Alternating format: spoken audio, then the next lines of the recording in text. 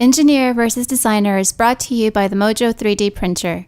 Now you can have 3D printing right at your desktop at a remarkably low cost.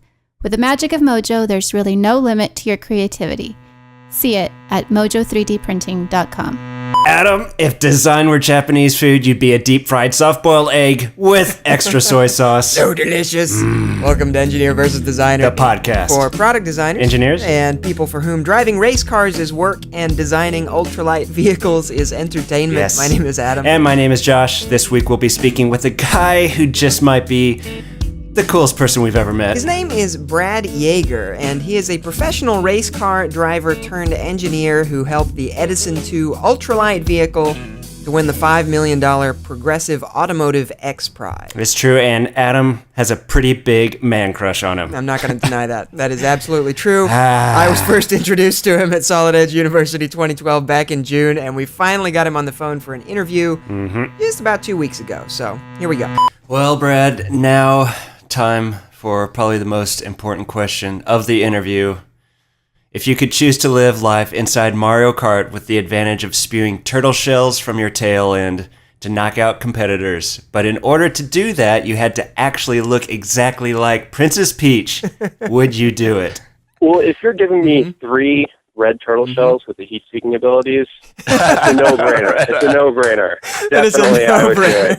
If it's one green turtle shell, then I don't know. I might have to think about it a little bit harder. Right.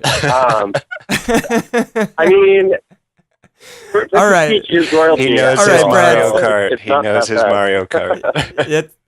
He is a true connoisseur of the turtle shells. Well, okay, so let's talk about the Edison2 a little bit. Speaking of little vehicles, it's a swoopy looking little car that gets really high gas mileage. Is that about right? Yep, that's about right. I'd say in pursuing the X Prize, we decided to focus on lightweight and low aerodynamic drag. I mean, those are the absolute virtues of efficiency. And luckily for us, we brought in one of the top swoopy engineers in the industry. His name was Barnaby Wainfan. He fellow of aerodynamics north of Grumman, and he really helped point us in a direction as far as the exterior shape of the vehicle, what we needed to capture the lowest drag ever recorded at GM's wind tunnel. Wow. For a multi-passenger car. So it's an important part to it. The aesthetics, it definitely looks different. But swoopy is a great way to describe it. Well, so give us a little picture of what this team looks like. Where do you work? How many people are on the team? What is this like? What is this group like? Right now, we have 15, core employees based out of our Lynchburg shop in the Charlottesville area.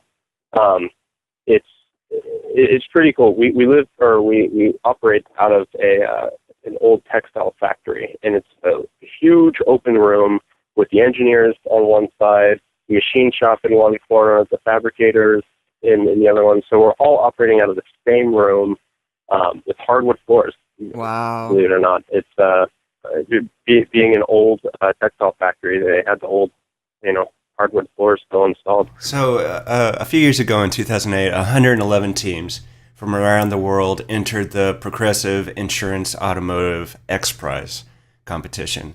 In September of 2010, if I'm right, Edison2 was awarded the top prize, winning the mainstream class, and with it, $5 million, right? Wow. It's first of all, just amazing. Did you guys know you had a good shot at winning the top slot, or were you actually pretty nervous about it? The answer to that is a little bit of both. Initially, we were really worried. We had no clue what the competition was going to be. We knew 111 teams entered it. We were trying to, research them. Some had websites, some didn't. We were afraid that there's going to be a secret. There's going to be, a top manufacturer that entered under, a different name or some, race team like Roger Penske entered the contest. So we really didn't know what to expect until I believe it was October of 2009. That was the first time that all the teams were invited to a single event. It was held out in Las Vegas. We got to sort of meet the competitors. We saw what we were up against, and from that point on, we were pretty confident that if someone won the mainstream class, it was going to be us. But Right on. that being said, we remained very nervous as to whether or not we could meet the mark. We knew that if someone did it, it would be us, but meeting all the requirements for the mainstream class was incredibly difficult. In fact, that's actually why they brought in the other classes, the two alternative classes. Initially, there was only one class, which was the mainstream class. I think as the competition went on, people started worrying that no one was going to win, that the prize wouldn't be awarded, and that's where they brought in the slightly easier alternative classes. But in the end, we ended up meeting all the marks. 100 miles per gallon energy equivalent, meeting cold start emission standards, 200-mile range. Decent performance tested by consumer unions as far as safety, handling, stopping distance. So we met all the marks, and now we're moving forward with the project. So cool. If you haven't spent it all, you have a bunch of money right now. So how are you using that to take the project further? Well, I would say, when we won, we had to make the decision as to whether or not we were just going to take the money and all head back to the racing industry, or if we were going to spend it on fast go cars. forward with the prize. And partway through the development of the X Prize, we realized this is a truly meaningful project. It could have a lasting impact, and all of us decided to stay on board and to continue working on the project. So the $5 million kept us alive. It kept the project moving forward, and we've been very active in trying to raise more money as we move forward. So you're the VP of Engineering and Operations at Edison2. What kinds of things are you guys working on, and what is your involvement like in that? Well, the primary focus after winning the X Prize was working on a refined version of the Very Light car, sort of the next generation Very Light car. And it's about answering a lot of people's questions about the VLC. First of all, no one's doubting the efficiency and that it's the right path for I would say, more environmentally friendly future and a more responsible usage of our energy. But people did have questions as to, well, the proof of concept cars that you compete with in the X Prize, I don't know if I want to drive that every day. So we've been working on adding the sort of the creature comforts that people need, the level of fit and finish that people expect, sort of as a pre-production version of the Very Light car, starting to introduce certain safety standards to show that the efficiency could be held on to, even with having, all the federal lighting requirements met, all the bumper standards met, certain crash tests met. So it's not answering those questions. That's definitely been the main focus. Edison2 is street legal as a hot rod, but you can't sell it on the open market because presumably it would be too dangerous, right? So do you think Very Light cars are safe enough to share the roads with American pickup trucks? They will be, and that's been a huge push is to show that a light car can be a safe car. As soon as we finished with the X Prize, we started safety simulations, nonlinear analysis, and we showed that the X Prize frame, even as light as it was, we computed at 830 pounds. That frame could meet full frontal impact standards. Then we went a step further, and we actually crash tested one of our chassis. And Wow. What was amazing is that we showed a peak deceleration is half of conventional vehicles that are rated good by IIHS in the 40%, 40 mile per hour offset. So we've started down that path. We still have a lot of work to do, but yes, this car can be a safe car. Whether or not, you're talking about full homologation, and we're still a small R&D company. We are not going to be able to get this into mass production by ourselves. So we do not plan on through full homologation ourselves, but we want to show that it is possible.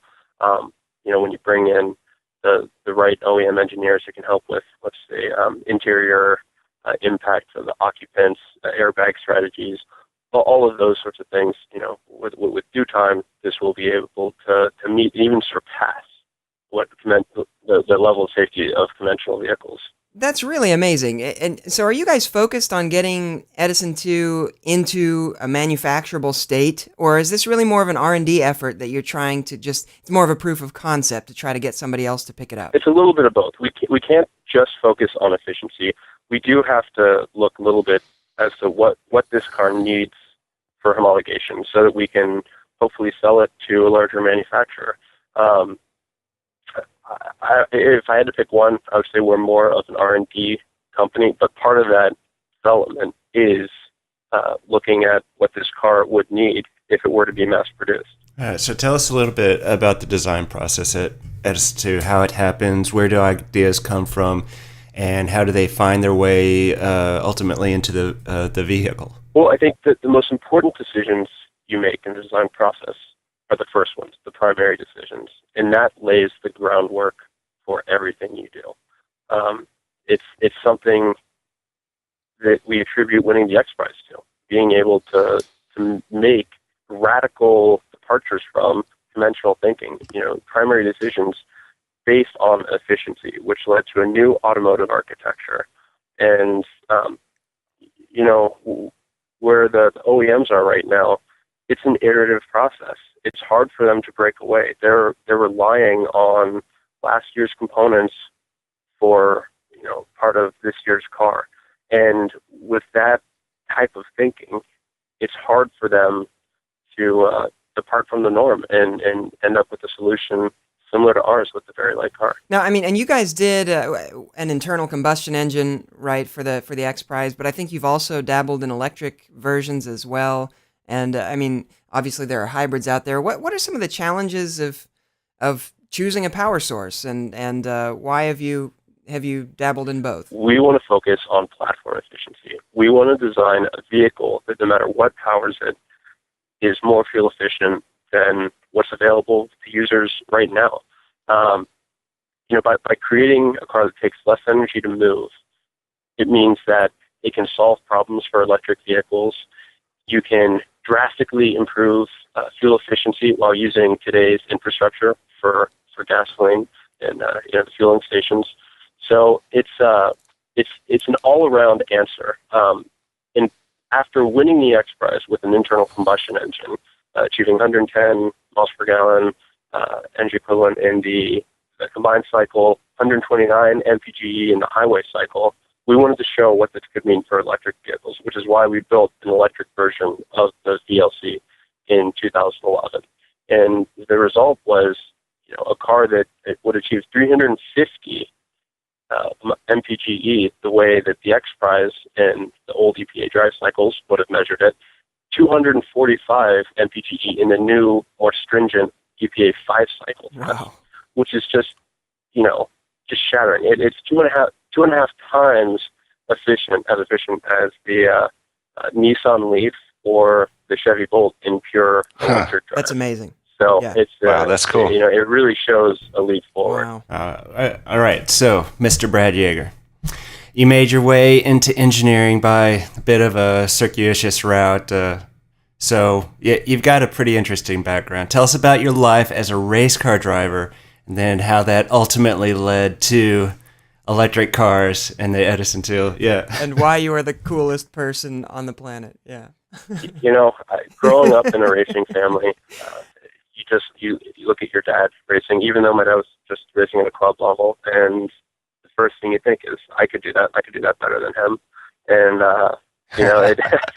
my dad made the mistake of getting me a lawn go-kart when I was 7 years old, and every year after that I was pushing him to let me go go-kart racing. So finally, when I was about 13, he caved and got behind the wheel and never looked back. And luckily, I was fortunate enough to be able to pursue that through high school, through college, and when I graduated, it was a full-time profession. That is amazing. Let's take a step back there. You studied mechanical engineering at Vanderbilt University, graduating in 2007, and you were an active member in the Vanderbilt Formula SAE program, where you design and fabricate an open-wheel race car every year. Now, a few weeks ago, we actually spoke with members of the Auburn Formula SAE team at Solid Edge University, where we met you, in fact. and we were really impressed by them. Clearly, this program works. What sort of lessons have you learned, or did you learn at the Formula SAE program, and how was that helpful in your transition to the professional world? Formula SAE isn't a must right now, but it's quickly becoming one. It definitely sets you apart as you go out into the auto industry. I've met multiple engineers in OEMs, in race teams, to say if the student doesn't have Formula SAE background, we're not going to look at them. Wow. And Dang. how many similarities there are between the Formula SAE competition and what we went through with the X Prize competition was surprising. When it had to do with data, when it had to do with showing up with the car that runs for evaluation at a certain date, everything was it had some things I could rely on my experience from Formula SAE, and I think the reason for that is most engineers nowadays can go through engineering school without having any hands-on activities, without having any sort of real-world projects. You can do whatever you think is going to be best for meeting all the requirements they give you, for performing better than all the rest of the teams and trying to win. So whether or not that's building a composite chassis or a steel tube-frame chassis, or relying on last year's suspension design from your college teams, or moving forward with a new design, changing powertrains, it's all questions that you need to be able to justify to the judges why you did what you did. It gives the students some of the back of the envelope calculations initially to try to lead them in the right direction. And not only do they have to design it, they have to build it. So having the experience of fabricating these chassis, welding, notching tubes, machining components on the lathe or the mill, it's really valuable moving forward for them. You've worked for Dorn Enterprises on the fabulous Ford GTR program. What was that like? It was awesome being able to be involved in that. I was driving for Dorn Racing, during the season, and during the winter months, they had a need for an engineer, so I was able to fill in on the Ford GTR program. Wow. And that's actually what led to me being involved with Edison2. Oliver Kutner was the founder of Edison2, and he was also the person that sort of really just led the whole Ford GTR program. He was the one pushing forward with it and funding it. So that's how I met Oliver. And the chief of design for the Ford GT program was Ron Mappis, who is also Edison2's chief of design right now, and head engineer. So wow. Got a good crew there. That experience is what led to me being involved with Edison2 right now. So being a race car driver, leads you to becoming an engineer. Somehow that seems backwards, but we're going to roll with that anyway. So how soon are we going to see very light cars on the road? Oh, man. We want to see them as soon as possible, but because we're not going to be manufacturing them, mass producing them, it sort of relies on what happens, with our contacts in the industry. We're trying to find people to partner up with us, get into production, or people that are interested in licensing the design. So it's hard for me to give a concrete answer, but I can tell you that we are moving forward with this. We want to see them on the road as soon as possible. Cool. So now what advice would you give to young designers and engineers who want to pursue not only design and engineering, but really their passion through one career? I mean, I think it's simple. You need to follow what you love, what you're passionate about.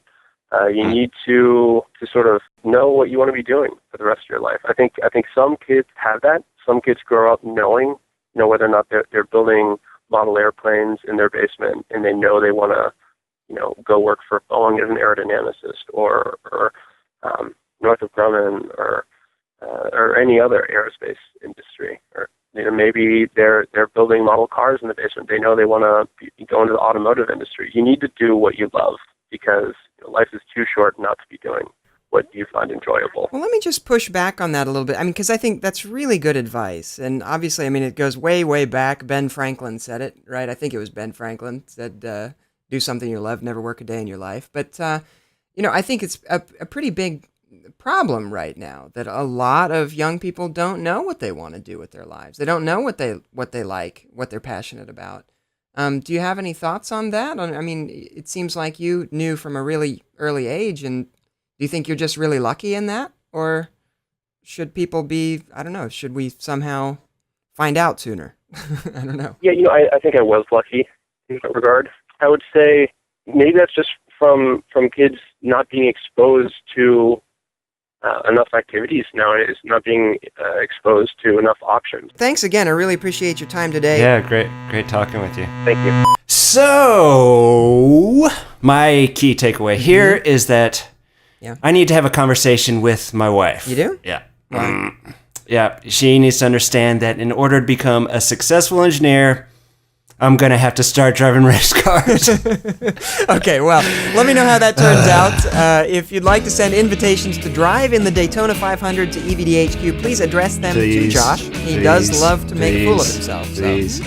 Yep, and if you'd like to send a paper bag to EVD, please address it to Adam so he can put it over his head and hang it in shame. And if you'd like to see us brutally beaten with sand stuffed socks, let us know about it at EngineerVsDesigner.com. And if you'd like to see us lonely and dejected, please be sure to like us, +1 us, tweet us, or whatever else, as our wives have put us on social media probation.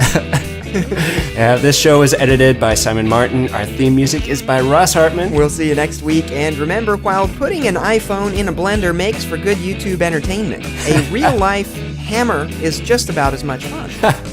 Yes, so satisfying. Well, bam. Look out! Engineer vs. Designer is brought to you by Mojo 3D Printer, a world-class professional 3D printer for only $185 a month. To find out how you can give your big idea a little mojo, visit mojo3dprinting.com. A production of EBD Media.